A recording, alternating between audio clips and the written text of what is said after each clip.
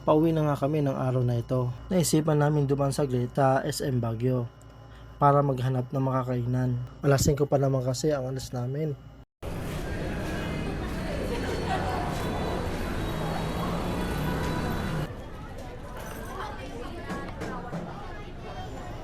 Napansin ko nga na kahit weekdays pala, ay dinudumog ng tao ang mall. Ano ba to? Weekdays ba to?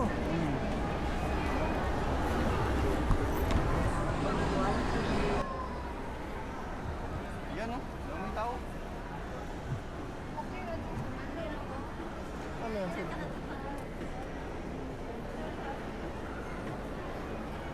Uy, ganito pala yan. Bumaba nga kami at pumunta kami sa food court. Tapos ito ang bumungad sa amin.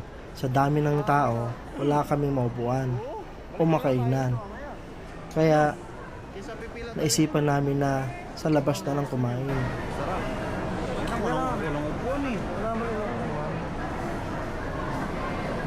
upuan. Habang papunta kami sa kinakainan, napansin ko na hindi lang pala presko ang hangin, kundi napakalinis ng lugar nila. Sa daanan o sa mga kalsada, wala kang makikita na pakalat-kalat ng mga basura o kahit apos ng mga sigarilyo. Ah, dyan.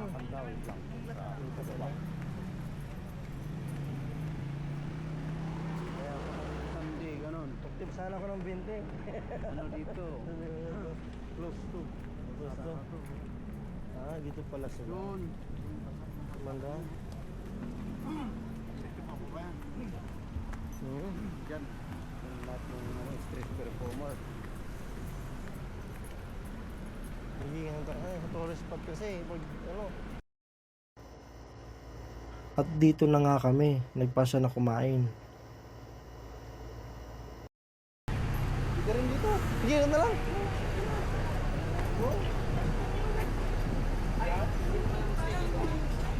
Oo, pagka. Doon pala order mo na. Oo, order mo na.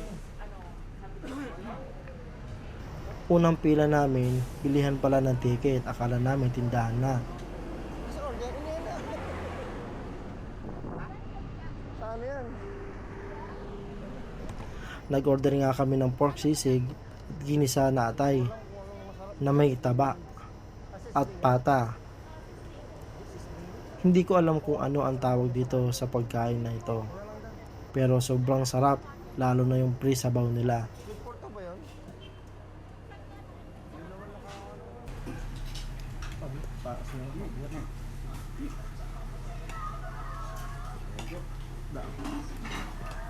Pag sa ibang mo lang.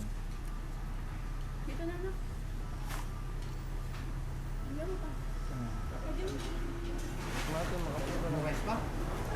After ng kain namin, bumalik kami sa SM Baguio.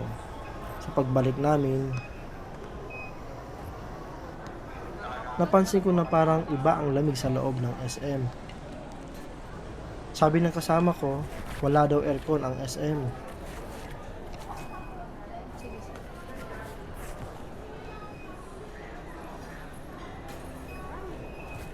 Puro presko dito. Saan ang dalawa? Nakasanayan kasi namin kapag sinabing mall ay aircon talaga, malamig. Pero dito, iba. Burn lang po.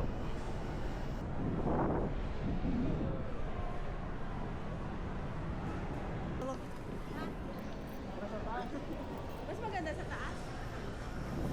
Alam mo ba na hindi sinarado ng todo ang design ng SM City Baguio para may kakaibang experience ang mga tao? Sa karamihan ng mall sa Pilipinas, kailangan ng malakas na aircon dahil mainit ang panahon. Pero sa Baguio, ba ang diskarte nila? Ginamit nila ang natural na malamig na hangin sa syudad.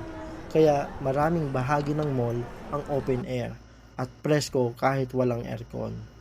Kaya habang namimili ka, parang naglalakad ka lang sa labas, habang tinatamaan ng malamig na simoy ng hangin. Isa ito sa dahilan kung bakit maraming turista ang nagsasabing ibang-iba talaga ang vibes ng SM Baguio.